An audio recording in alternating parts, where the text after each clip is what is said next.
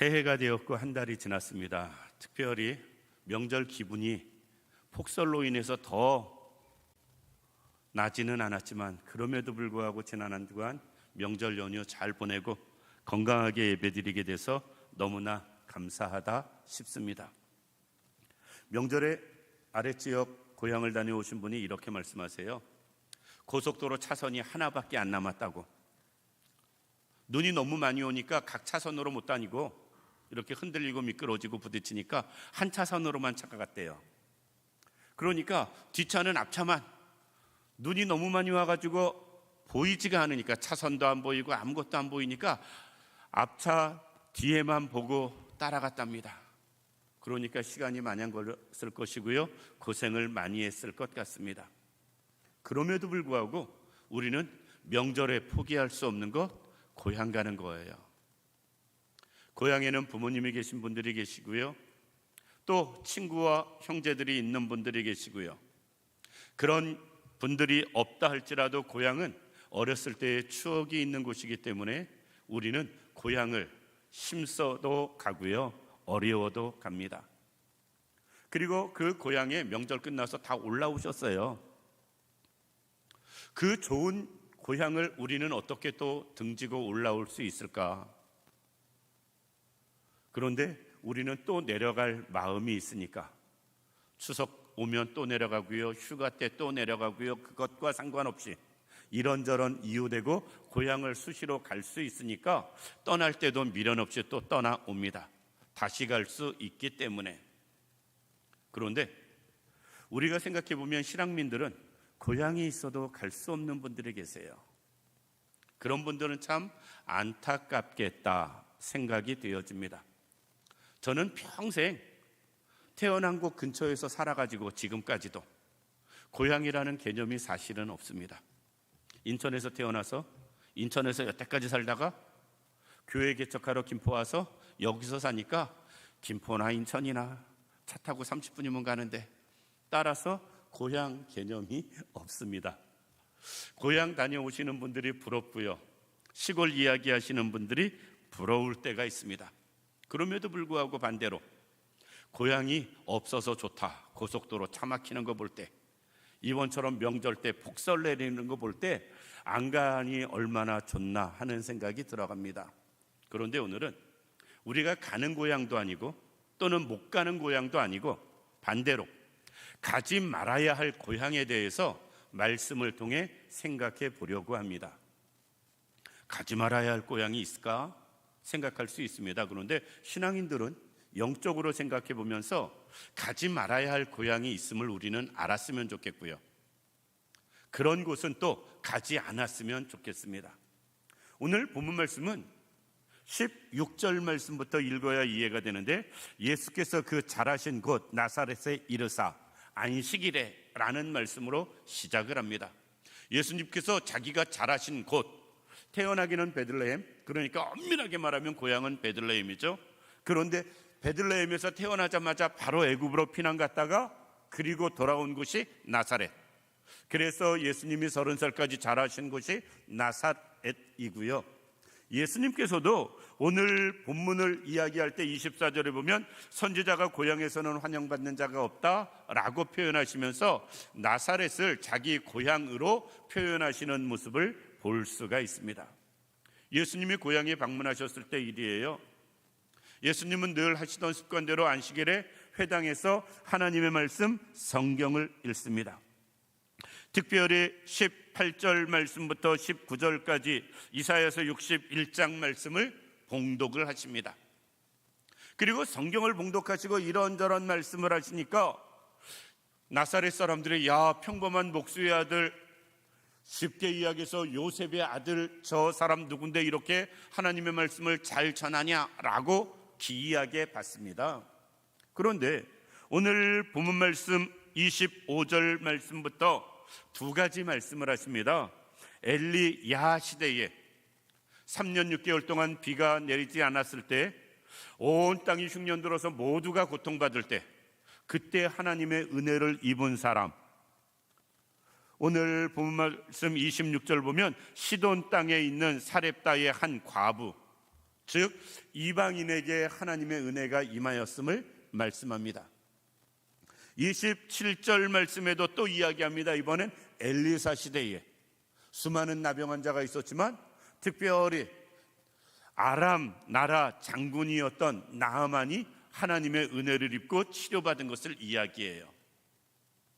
우리가 생각하면 평범한 말씀이고 성경에 기록된 거니까 지극히 부담 없이 받을 수 있는 내용입니다.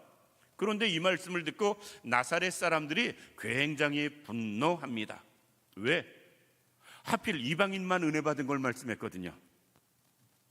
사렙다 시도는요 이방민족이고요, 아람 나라 나아만도 이방민족입니다. 유대인들은 하나님 앞에 은혜 받지 못한 상황에서 이방인이 은혜 받은 것을 말씀하십니다. 주님이 이런 말씀을 하시는 데는 한 가지 이유가 있습니다. 이젠 예수 그리스도를 통해서 복음이 이방 민족에게도 앞으로 구원이 은혜가 전해질 것을 암시하며 말씀하셨을 것 같습니다. 그런데 여기에 나사렛 사람들이 화가 나가지고 예수님을 죽이려고 하는 모습, 그로 인해서 예수님이 그 사람들 사이에 지나가는 말씀, 그것이 오늘 본문의 내용입니다. 그런데 이 말씀 이후에요 예수님께서 나사렛에 가시는 기록이 거의 없습니다. 이 일 이후에 주님은 쉽게 이야기해서 고향 가는 일이 거의 없었다. 특별히 주님이 행하신 수많은 이적들, 별의별 환자들을 다 고쳐주고 다양한 능력을 행하신 수많은 이적들이 나사렛에서는 한 번도 행하지 않는 모습을 볼 수가 있습니다. 인간적으로 생각할 때는 아니 사람이 그래도 그렇지 어떻게 그럴 수 있을까? 매정 안에 더욱이 예수님이 그러시면 되나 생각할 수 있습니다. 그런데 주님은 그 뒤에 나사렛의 은혜도 축복도 그리고 가시는 일도 거의 없음을 우리에게 보여주는 건 그만한 이유가 있다. 아무리 고향이라도 가야 할 곳이 있고요, 말아야 할 곳이 있다. 아무리 고향 사람에게라도 해야 할 일이 있고 말아야 할 일이 있음을 우리에게 말씀해 주시고 있습니다. 이것은 신앙인들에게도 마찬가지예요. 고향 또는 고향 같은 곳이지만 가지 말아야 할 것이 있고요, 하지 말아야 할 일들이 있습니다. 그럼 성도가 아무리 고향 같은 곳이라 할지라도 가지 말아야 할 곳은 어디인가? 그것은 첫 번째, 내가 예수 믿기 이전의 삶으로 가지 말아야 됩니다. 내가 구원받기 이전의 삶으로 돌아가면 아니 된다라는 것이에요. 특별히 이스라엘 백성들이 애굽에 내려감으로 말미암아 이스라엘 민족 공동체가 형성이 됩니다. 그 이전에는 야곱의 식구들 70여 명이 사실 애굽 내려가잖아요. 수백 년의 세월이 흐르면서 거기서 이스라엘 민족 공동체가 형성됩니다. 그리고 그 애굽에서 하나님이 유월절을 통해서 비로소 이끌어내심으로 이스라엘 민족이 하나님 앞에 선민으로 구원받은 백성으로 하나님의 자녀가 되어지는 은혜를 경험하게 됩니다. 그러니까 애굽의 장자들은 다 죽어도 이스라엘 사람들은 다 하나도 멸망받지 않고 구원받고 애굽에서 나왔어요. 그런데 문제는 이스라엘 사람들은 늘 광야에서 한 생각이 무엇이냐면 조금만 어려움이 있으면 애굽으로 돌아가자, 조금만 힘든 일이 생기면 애굽이 좋았지 라는 생각을 하면서 자꾸 애굽으로 생각이, 삶이, 모든 초점이 그쪽으로 돌아가는 것, 그것이 문제였습니다. 그것 때문에 이스라엘 백성들은 하나님 앞에 더 많은 문제를 경험하게 되고요, 어려움을 경험하는 모습도 볼 수가 있습니다. 특별히 하나님께서 이스라엘 백성들이 애굽으로 돌아가는 걸 원치 않으셨어요. 그것을 딱 잘라 말씀합니다. 출애굽기 13장 말씀 보면 이스라엘 사람들이 애굽에서 나와서 이제 가나안을 향해서 가는데, 애굽에서 이스라엘 가나안 땅을 가는 길은 크게 두 가지 길이 있습니다. 육지길이 있고요, 바닷길이 있어요. 홍해를 건너는 바닷길이 있고요, 육지로 건너는, 육지로 그냥 계속 걸어갈 수 있는 블레셋 지역을 건너는 블레셋 땅을 향한 길이 있습니다. 그런데 거리적으로 놓고 보면 육지길이 가깝습니다. 애굽에서 나와서 부지런히 걸으면 보름이면 가나안을 갑니다. 많은 식구들이 천천히 여유 있게 가도 걸어서 한 달이면 블레셋 길로 가면 가나안 땅을 갈 수 있습니다. 그런데 하나님께서는 딱 잘라 말씀합니다. 하나님이 이스라엘을 애굽에서 구원하신 후에 블레셋 사람의 길로 인도하지 않으셨다. 그 이유가 무엇인가? 가깝고 쉬운 길임에도 불구하고 분명하게 하나님이 그 길로 인도하시지 않은 이유는 블레셋 땅으로 가다 보면 블레셋 사람들과 전쟁할 일이 생기고 이스라엘 백성들이 나오자마자 전쟁할 일이 생기면 애굽으로 돌아갈까 봐, 전쟁을 피해서 애굽으로 돌아갈까 봐 홍해 길로 인도하셨다라고 말씀하고 있습니다. 다시 구원받기 이전의 삶으로 돌아가는 걸 하나님은 원하지 않으셨습니다. 하나님의 은혜를 받고 하나님의 자녀가 된 이후에 다시 옛사람으로 돌아가는 것을 하나님은 원치 않으셨다라는 것입니다. 민수기 14장에도 우리가 잘 아는 말씀, 12명의 점탕꾼이 와서 보고를 할 때 10명의 보고자들은 뭐라고 보고하냐면 우리는 그 땅 도저히 못 차지한다, 차라리 애굽으로 돌아가자, 다른 지휘관 세워서 애굽으로 돌아가자라고 이야기를 합니다. 이스라엘 백성들은 하나님의 자녀 백성된 이후에도 끊임없이 추구한 곳이 애굽이에요. 그런데 하나님은 그곳으로 가지 말 것을 말씀하고 있습니다. 오늘날 예수 믿는 우리들도 그렇습니다. 신앙생활하다가 어려움이 생기면 내가 예수를 잘못 믿나? 괜히 믿었나? 내가 신앙생활하고 예수 믿으면 좋은 일 생긴다고, 일이 잘 된다고, 복 받는다고 그래서 시작했는데 오히려 더 어렵고 힘든 일 당하면 내가 잘못했나? 우리는 다른 생각하면서 이젠 그만 다닐까? 다니지 말까? 다른 것 믿어볼까?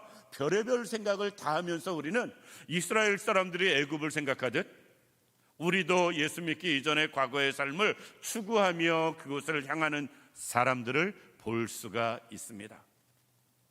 이 자리에 있는 우리 모든 성도님들, 우리가 세상에서 아무리 어렵고 힘든 일이 있어도 우리가 다시 되돌아가지 말아야 할 것, 예수 믿기 이전의 삶이에요. 내가 구원받기 이전의 삶으로 우리는 절대로 돌아가면 아니 된다라는 것입니다. 설령 지금 가는 길이, 광야 길이 어렵고 힘들다 할지라도, 이런저런 문제 때문에 고난이 있다 할지라도, 그럼에도 불구하고 이스라엘 사람들이 분명히 광야를 건너야 가나안이 있음을 알아야 됩니다. 우리도 이런저런 문제를 해결하고 어려움을 이겨내야 우리에게 구원이 있고요, 은혜가 있고요, 복이 있음을 믿으시기 바랍니다. 성경을 읽으면서 개인적으로 가장 마음 아픈 성구 중에 하나가 무엇이냐면 디모데후서 6장 10절입니다. 사도 바울이 디모데에게 기록한 말씀인데 이런 내용입니다. 디모데후서는 사도 바울이 죽기 직전에, 순교하기 직전에 마지막으로 기록한 말씀인데, 데마는 이 세상을 사랑하여 나를 버리고 데살로니가로 갔고, 데마라는 인물을 이야기하면서 이런저런 사도 바울과 같이 복음 사역에 힘쓰다가 어려움 당하니까 세상으로 다시 가버렸다, 예수 믿기 이전에, 구원받기 이전의 삶으로 돌아가 버렸다라는 것입니다. 우리에게는 그런 일이 없기를 원합니다. 어떤 일이 있어도 애굽으로 돌아가지 않는, 어떤 문제가 있어도 구원받은 사람으로 하나님의 나라를 바라보고 우리는 천국 바라보고 나갈 수 있는 우리들 되기를 원합니다. 믿음의 여정을 시작한 성도들은 애굽을 생각하는 것이 아니라 이제 천국을 생각하며 살아가는 사람 되는 것, 이것이 중요한 것입니다. 두 번째, 예수 믿고 구원받은 우리는 다시는 가지 말아야 할 고향 같은 것, 그것은 율법입니다. 사실 이스라엘 모든 백성들은 유대주의였어요. 유대주의였습니다. 율법주의였어요. 특별히 이스라엘 백성들은 지금 예수님 시대에도 여전히 율법에 얽매여 사는 사람들입니다. 그런데 복음을 받은 우리는 복음으로 살아야지 율법에 얽매여 살아서는 아니 된다라는 것입니다. 우리는 복음의 은혜를 받았고 믿음으로 구원을 받았고 하나님의 백성 되었음에도 불구하고 여전히 율법에 얽매여 사는 사람들이 너무나 많이 있음을 보게 됩니다. 갈라디아서를 수요일 날 쭉 해서 마쳤는데 갈라디아 교회가 대표적이었습니다. 갈라디아 교회에 다른 복음이 들어왔다. 사실 이단이 들어온 게 아니고요, 율법주의자들이 와서 율법을 강조하면서 생긴 문제를 다른 복음이라고 말씀하십니다. 그리고 다른 복음은 절대로 구원이 없음을 말씀하고 있어요. 유대인들이 교회에서 이방인들이 예수 믿고 구원받고 새 사람 되어서 신앙생활하는데 유대인 출신들이 계속 이야기합니다. 율법을 지켜야지, 할례 받아야지 라고 말하면서, 율법 하나님의 말씀 지켜야죠. 그런데 율법에 얽매여서 할례를 받는 것, 이것은 문제고 잘못입니다. 우리는 복음으로 구원받은 것이지 할례가 아니에요. 예수 믿고 복음을 받은 사람들은 세례를 받아야지 할례를 받는 것 아닙니다. 그런데 자꾸 우리는 율법에 얽매여서 그것을 강조하고 주장하는 사람들 있습니다. 율법에 얽매이는 사람들은 특징이 있어요. 그것이 무엇이냐면 구원을 인간의 노력으로 받으려고 하는 거예요. 구원이 인간의 노력으로 주어진다고 생각하면 그것은 복음이 아닙니다. 구원은 오직 하나님의 은혜고요, 믿음으로만 가능한 것입니다. 그런데 갈라디아 교회는 구원의 전제로 할례를 이야기했어요. 성도들이 구원은 오직 복음이고 믿음으로만 가능한 것이다. 어떠한 경우에도 복음의 내 힘이나 능력, 인간의 수고 아무 소용 없음을 알아야 됩니다. 그런데 우리는 자꾸 복음을 받았고 예수를 믿음에도 불구하고 자꾸 율법으로 돌아가려는 사람들이 있어요. 자꾸 옛 생활에 얽매이며 살아가는 사람들을 많이 볼 수가 있습니다. 그러다 보니까 율법주의가 되어져요. 자기도 모르게. 율법에 얽매이는 사람들의 또 하나의 특징이 있습니다. 그것은 무엇이냐면 안일함에 빠지는 거예요. 신앙생활 하다 보면, 사실 예수 믿고 구원받아서 신앙생활 하다가 주의 일을 하다 보면 안일함에 빠질 때가 있어요. 안일함에 빠지게 되면 이런저런 문제를 경험하게 됩니다. 특별히 유대인들이 예수를 믿고 나서, 예수를 믿고 난 다음에 특별하게 주를 위해 살지 않다 보니까 자꾸 생각나는 게 율법이에요. 말씀으로 새로워지고 변화되고 그리고 하나님 앞에 살아가기보다는 자꾸 율법으로 돌아가는 거였습니다. 그러다 보니까 이방인들이 예수 믿고 율법으로 가는 일은 거의 없는데 유대인들은 예수 믿어도 계속 율법으로 돌아가려고 하는 그런 모습이 나타나는 거였습니다. 우린 또 그럴 수 있습니다. 우리가 예수 믿고 구원의 확신이 있다면 이제 주를 위해 사는 거에 초점을 맞춰야 되는데 해야 할 일을 안 하면 딴 생각이 들어요. 감당해야 할 일들을 감당하지 않으면 다른 마음이 들어갑니다. 그 중에 하나가 안일함이에요. 그냥 적당히 하던 대로, 습관대로, 지금까지 행한 대로 그렇게 살면 되지. 그러다 보니 유대인들은 율법에 또 빠지는 겁니다. 야곱이 하나님의 은혜 가운데 외삼촌 집에서 20년 종살이하고 두 때를 이루어 축복 가운데 돌아옵니다. 그런데 그는 창세기 34장 말씀 보면 안일함에 빠져요. 이제 외삼촌 라반의 문제도 해결됐고, 그러다가 세겜에서 정착을 합니다. 세겜에서 정착했다가 그는 큰 어려움을 겪습니다. 어려움을 겪고 나니까 아차 싶은 생각이 들었고요, 그때 하나님의 도움을 다시 갈망합니다. 그래서 35장에 보면 베델로 올라갑니다. 신앙인들이 안일함에 빠지면 이것처럼 무서운 게 없어요.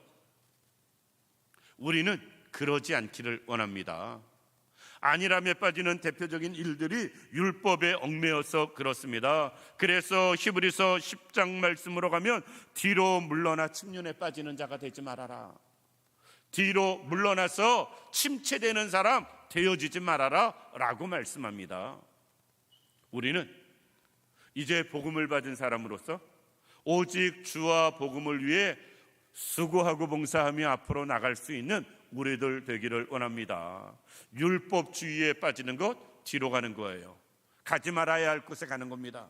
율법에 얽매여 사는 것, 그것 또한 동일한 것입니다. 우리가 가지 말아야 할 것, 고향 같지만 율법, 그리고 거기서부터 시작된 것 같지만 떠나서 우리가 행할 것은 복음입니다. 복음으로, 믿음으로 구원받고 주의 일 행하는 우리들 되기를 원합니다. 마지막으로 우리가 가지 말아야 할 것, 가면 안 되는 것, 그것은 인간의 욕심에 빠지는 거예요. 우리는 예수를 믿고 새 사람 됐습니다. 그리고 우리 안에는 성령님이 오셔서 성령님이 나를 다스리시고 주관하시기도 하십니다. 그런데 문제는 사람이 예수 믿고 구원받았지만 아직까지 생명이 있는 한 이 땅에서 살고 있거든요. 우리가 머리로 하나님의 나라 천국을 소망하며 아무리 살아간다 할지라도 발은 여전히 세상에 딛고 있거든요. 그러다 보니까 문제는 항상 내 안에서 성령님의 주관하심과 세상의 욕심이 싸우고 있는 것입니다. 그것을 사도 바울도 이야기합니다. 사도 바울은 성령의 소욕과 육체의 소욕이라고 이야기하면서 내가 그 두 마음이 내 안에서 싸움으로 오라 나는 곤고한 사람이다 라고 이야기합니다. 말씀대로 살려고 하는데, 성령대로 살려고 하는데, 하나님의 뜻대로 살려고 하는데 인간적인 욕심이 그것 때문에 하나님의 인도하심을 받지 못하는 자기의 모습. 사도 바울이 그 정도였다면 우리는 얼마나 더 하겠어요? 우리는 어떤 면에서 사도 바울처럼 그 곤고함을 느끼지도 못하고 육신의 욕심을 따라가는 우리들의 모습을 볼 수도 있습니다. 더 심한 경우 육신의 욕심을 따라 생활하면서도 그것이 육신의 욕심을 따라 사는 것인지도 모르고 사는 우리들일 수도 있습니다. 그런데 성령의 인도하심이 아닌 육신의 욕심을 따라 사는 것, 가지 말아야 할 것을 가는 것, 행하지 말아야 할 것을 행하는 그런 모습과 같습니다. 우리는 아무리 아니라고 해도 물질에 얽매여 살면서 그것 때문에 성령의 인도하심을 받지 못하는 모습 볼 수 있고요, 아무리 하나님이 최고라고 말하지만 사람 때문에, 여러 가지 관계 때문에 문제되어서 하나님의 인도하심을 받지 못할 때가 있고요, 아무리 내가 주의 뜻대로 산다고 하지만 내 인간적이고 세상적인 계산 때문에, 또 이성적인 것 때문에 성령님의 역사를 제한할 때가 얼마나 많은지 모릅니다. 그것이 다 우리가 가지 말아야 할 세상적인 욕심이에요. 우리가 세상적인 욕심을 내려놓을 수 있는 우리들 되기를 원합니다. 욕심은요, 죄를 낳고 그것은 사망이 되어집니다. 따라서 우리가 정말 예수 믿고 복음으로 새 사람 됐고 주를 위해 살기로 마음먹었다면 세상 욕심은 내려놓을 수 있는 우리들 되기를 원합니다. 두 번 다시 그곳에 얽매이고 그것 따라 생활하는 것, 하나님이 원하시는 삶이 아닌 것입니다. 말씀을 마칩니다. 아무리 힘들어도 명절엔 또 우리는 고향을 갈 겁니다. 갈 수 있는 고향이 있는 분들은 정말 좋으시겠습니다. 가까워도 고향에 가지 못하는, 사실 개성 쪽, 이 황해도 쪽 고향인 분들은 여기서 얼마나 가까워요. 정말 가깝지 않아요, 거리적으로. 그럼에도 불구하고 명절 연휴 때 하도 할 게 없어가지고 우리 집사람하고 바람 쐬러 가자. 그래서 파주에 가서 어느 카페 가서 차 마시고 왔는데요, 그 카페에 올라가는데 어느 사람이 만안경으로 바라보고 있어요. 어디를, 뭘 보나 했더니 북한 바라보고 있더라고요. 근데 빤히 보이더라고요. 빌려주더라고요. 뭐라고 관심 가졌더니. 생각해 보시기 바랍니다. 그렇게 가까워도 우리는 고향을 못 가는 분들도 있습니다. 그런 분들은 고향을 속히 갈 수 있는 날이 오기를 원합니다. 그런데 가지 말아야 할 고향도 우리는 한 번쯤은 생각해 볼 수 있길 원합니다.